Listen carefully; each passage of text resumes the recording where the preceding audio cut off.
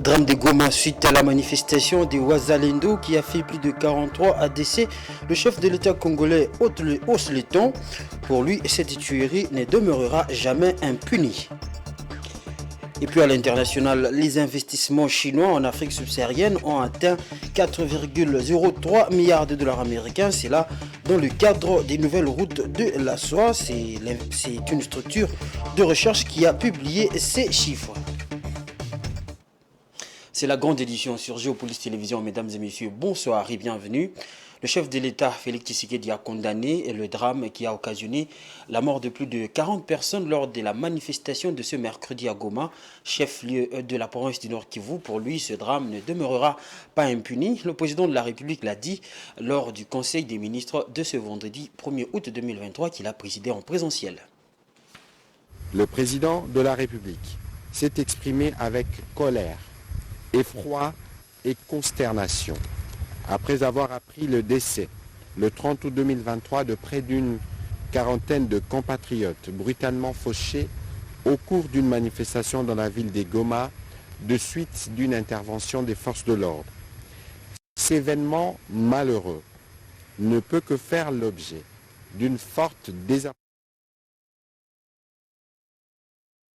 Septembre 2023, les chefs d'État de la planète se réuniront à New York aux États-Unis pour le sommet de chefs d'État sur les objectifs de développement durable année 2023, placé sur le thème marquer le début d'une nouvelle phase de progrès accéléré dans la réalisation des objectifs de développement durable. La RDC est dans les préparatifs de sa participation et c'est la ministre d'État en charge du plan qui en a présenté l'évolution et la feuille de route y afférente au Conseil des ministres de ce vendredi. Suivez le porte-parole du gouvernement. La ministre d'État, ministre du Plan, a présenté au Conseil la note d'information relative aux préparatifs du sommet des chefs d'État sur les objectifs de développement durable 2023 ainsi que la feuille de route y afférente. Pour une mise en œuvre efficace de l'agenda 2030 sur les objectifs de développement durable ODD, les Nations Unies ont préconisé un suivi et un examen systématique. La ministre d'État, ministre du Plan, a indiqué que le deuxième sommet des ODD se tient exactement à mi-parcours de l'agenda 2030, qui sera également suivi du sommet du futur en 2024, qui s'appuiera sur les résultats du sommet des ODD et dynamisera la mise en œuvre de l'agenda 2030. Il offre une occasion unique de changer fondamentalement des caps pour se tourner vers l'avenir et s'orienter vers l'action dans le but d'accélérer le progrès. Pour une meilleure préparation de la participation de notre pays à ces sommets, notamment pour répondre à l'appel du secrétaire général des Nations Unies de soumettre une feuille de route d'accélération des ODD, des travaux préparatoires ont été organisés, ainsi qu'un atelier résidentiel regroupant les experts sectoriels, ainsi que les autres parties prenantes qui s'est tenu du 14 au 19 août 2023 à Zongo dans les Congos centrales. Ces travaux ont permis de produire un premier draft de feuille de route d'accélération des ODD en République démocratique du Congo. La ministre d'État, ministre du Plan, a aussi précisé que cette feuille de route s'articule autour de deux points majeurs, à savoir les principaux enseignements et constatations des évaluations et examens des ODD, ainsi que la proposition de réformes et actions accélératrices. À l'issue du sommet, pour implémenter et impulser la mise en œuvre de la feuille de route, le deuxième forum national sur les ODD, devant se tenir à Kinshasa du 25 au 27 octobre 2023, s'épanchera sur les mécanismes de mise en œuvre de la feuille de route, de son financement et des mobilisations de ressources, ainsi que sur les mécanismes de suivi et évaluation. Le Conseil a pris acte de sa note d'information. Et puis, l'Observatoire du marché et de la téléphonie mobile en République démocratique du Congo, structure de l'ARPTC, vient de publier son rapport sur les caractéristiques du secteur pour le premier trimestre 2023.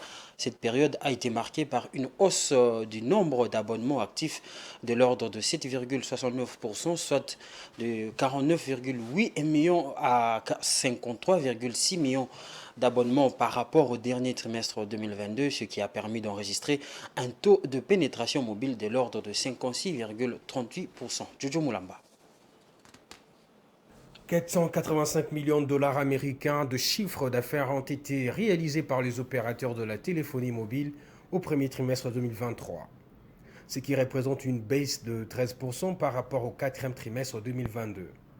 Au cours de la même période, le chiffre d'affaires du secteur a enregistré une baisse de 13,27%, soit de 528,85 millions de dollars américains à 485,85 millions de dollars américains. Cela est accompagné d'une baisse du revenu moyen par abonné de 19,5%, soit 3,57 dollars américains à 2,88 dollars américains par mois. En ce qui concerne les souscriptions aux services d'Internet mobile, un accroissement de 8,69% a été observé, soit de 25,9 à 28,2 millions d'abonnés, suivi d'un taux de pénétration de 29,6%. Les chiffres d'affaires Internet mobile a également connu un accroissement de 4,47% avec un revenu moyen par abonné de 2,05 dollars américains contre 2,13 dollars américains au trimestre précédent, soit un accroissement de 3,8%.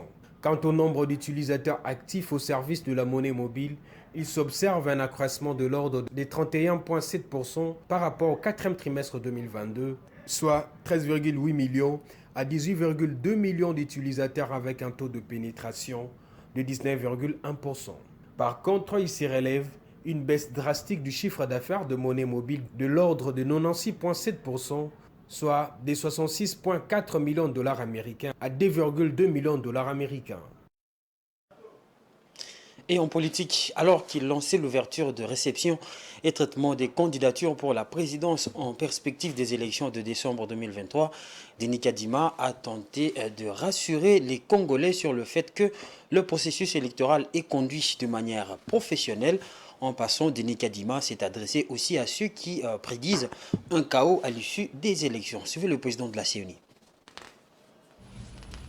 À ceux qui pensent ou même espèrent que la CENI va conduire le processus électoral et plus précisément la gestion et la publication des résultats électoraux dans l'opacité et de manière partisane, eh bien, ils se trompent.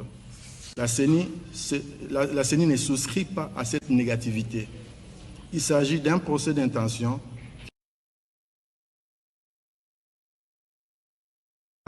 du processus s'est avéré sans fondement.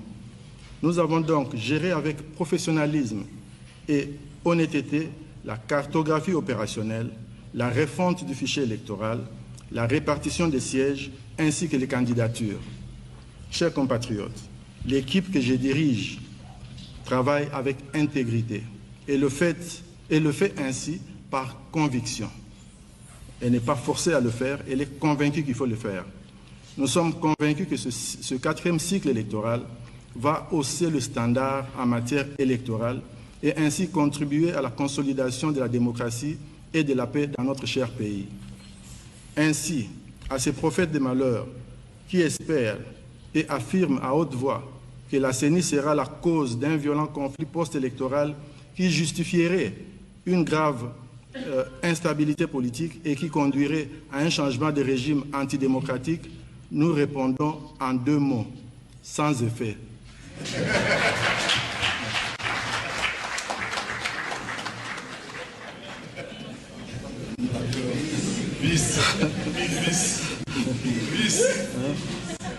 Oui, je vais répéter. Ok. Ainsi, à ces prophètes de malheur qui espèrent et affirment à haute voix que la CENI sera la cause d'un violent conflit post-électoral qui justifierait une grave instabilité politique et conduirait à un changement de régime antidémocratique, nous leur répondons simplement en deux mots, sans effet. Les miliciens de la Codeco et MAPI dans leur bastion ont remis ce jeudi 3 véhicules à leurs propriétaires à Bambou. Cette remise s'inscrit dans le cadre de la remise de la mise en œuvre de l'accord de paix signé par les groupes armés le 1er juin 2023 à Aru. Suivez. La mise en œuvre de la feuille de route issue du dialogue entre les groupes armés tenus à Aru le 1er juin 2023 produit des effets palpables sur terrain. En effet, 3 véhicules pris en otage par les miliciens de la Codeco et MAPI depuis plusieurs mois ont été remis le jeudi 31 août 2023 à leurs propriétaires. C'était à l'occasion de la cérémonie officielle présidée par le commandant de la 32e région militaire à Bambou. Occasion pour les représentants des groupes armés Codeco, IRDPC et MAPI de réitérer leur engagement d'œuvrer pour la paix et la cohésion sociale. Aujourd'hui, avec cette remise, nous souhaitons que cela ne va encore plus se répéter. L'IRDPC réitère encore son engagement. C'est de cette façon que les gens doivent vivre ensemble, sans hypocrisie. Nous devons bannir l'hypocrisie et cultiver l'unité et l'amour pour le développement de Djougou. Ce geste constitue une phase décisive pour le retour de la paix en territoire de Djougou. On reconnaît les communautés Ema, Lendu et Bira, tant recherchées depuis l'avènement de l'état de siège. La paix règne à Bambou et à Kobu. Celui qui viendra avec l'idée contraire, sa place n'est plus ici. Au nom du gouverneur militaire de l'Ituri, le général-major Peter Chirimwami, commandant de la 32e région militaire, a prôné la paix, la réconciliation et la cohabitation pacifique au sein de toutes les communautés de l'Ituri. Les autorités provinciales que nous sommes, nous venons accompagner les Ituriens à faire la paix. Ce n'est pas nous qui venons faire la paix. Parce que même si nous déployons 1 millier de militaires, si les Ituriens ne veulent pas la paix, il n'y aura pas la paix. Et donc, nous devons nous engager à faire la paix.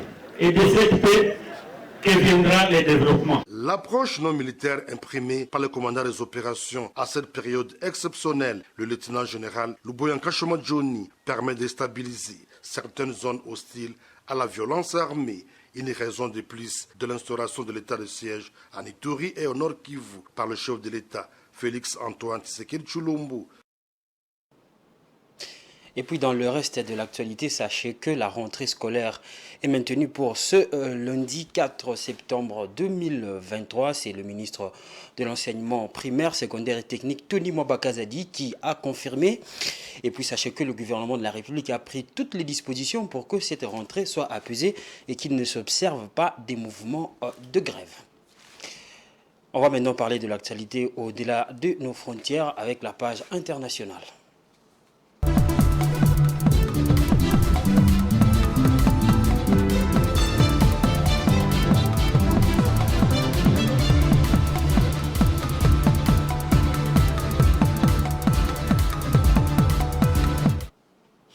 Rendons-nous dans la province sud-africaine de Limpopo où un fusillade a eu lieu ce vendredi selon les sources officielles.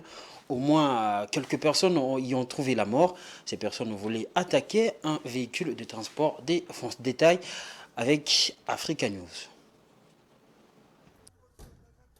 C'est dans la province de Limpopo, au nord-est de l'Afrique du Sud, qu'a eu lieu vendredi une fusillade. Bilan, 18 personnes ont été tuées par les forces de l'ordre. Les suspects, qui étaient surveillés depuis plusieurs jours par la police, voulaient attaquer un véhicule de transport de fonds.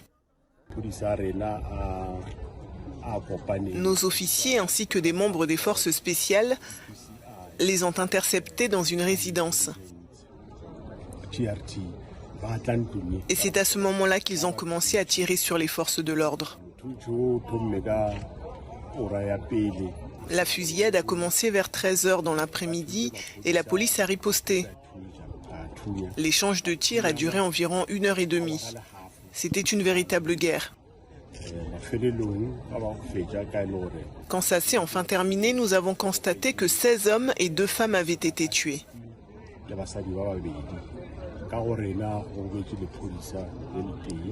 Selon la police sud-africaine, une enquête avait été ouverte en janvier avec l'aide des services de renseignement. Nos officiers continuent de travailler sur la scène de crime. Mais au moins 7 fusils ont été trouvés pour le moment. Nous en saurons plus sur le nombre d'armes découvertes lorsque nos officiers auront fini de travailler sur les lieux du drame. Nous avons également trouvé des bombes utilisées habituellement dans les délits impliquant le transport de fonds. Certaines d'entre elles ont été placées dans des endroits stratégiques de la résidence afin d'éviter qu'elles n'explosent accidentellement. En mai, le ministre de la Police avait évoqué une hausse de 20% des attaques de véhicules de transport de fonds.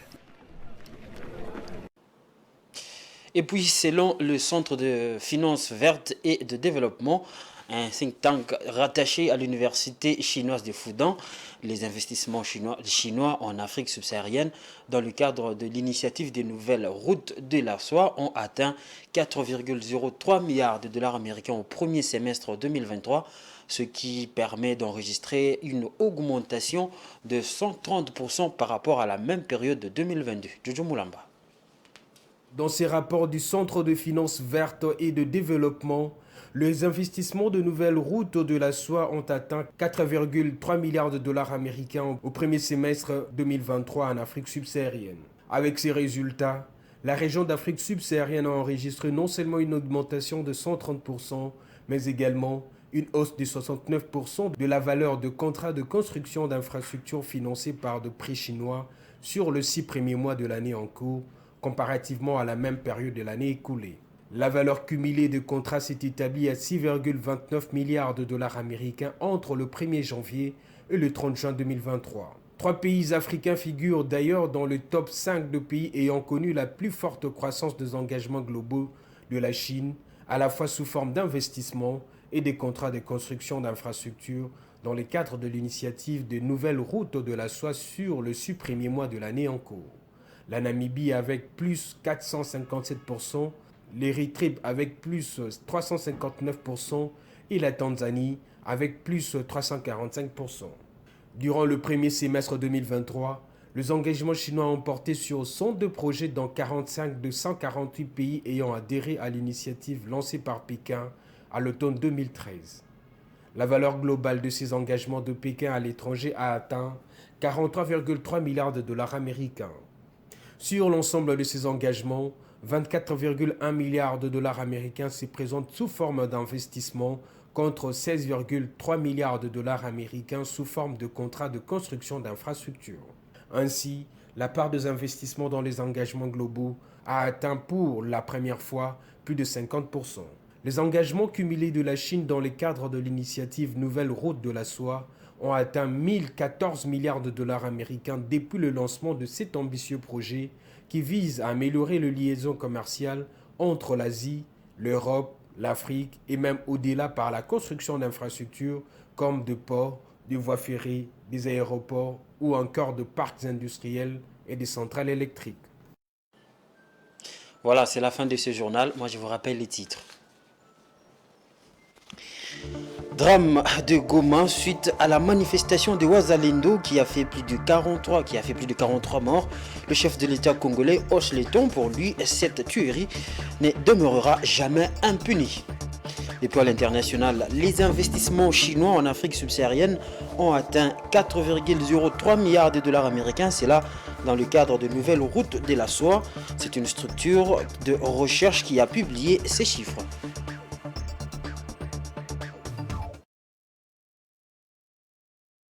Merci de l'avoir suivi et restez branchés sur les programmes de Géopolis Télévision.